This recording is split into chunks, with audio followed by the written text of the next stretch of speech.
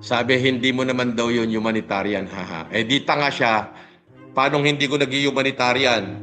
Bobo ka ba o talagang nagpapakatanga lang? Ito tayo na tumakagago. Pinakita ko na nga, oh.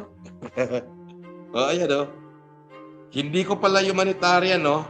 Hindi ko pala humanitarian. Oh, hindi ko ba humanitarian? Hindi ko humanitarian yan.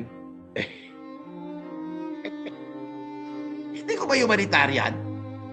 Ha? Oh, tingin. Kupal.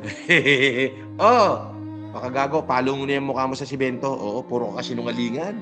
Hindi ka ba hindi, ewan ko, siguro, sa bagay, hindi nagsasawa yung mga kahomre mo, kasi demonyo kayo pare-parehas.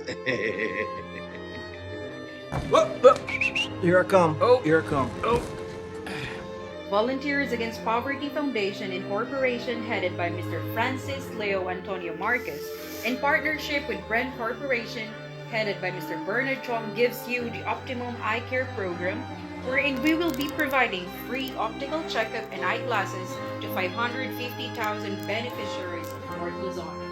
Together with us are 40 volunteer doctors and 40 volunteer nurses that will help us provide the optimum quality healthcare that we all deserve.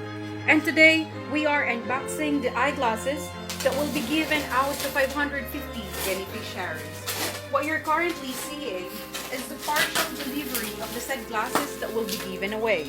Watch out for our optical mission on February 15, 2019 at Ramon Isabela and February 16, 2019 at Peña Blanca, Cagayan at exactly 9 a.m.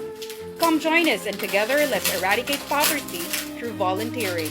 Follow us on Facebook, Volunteers Against Poverty Foundation Incorporation.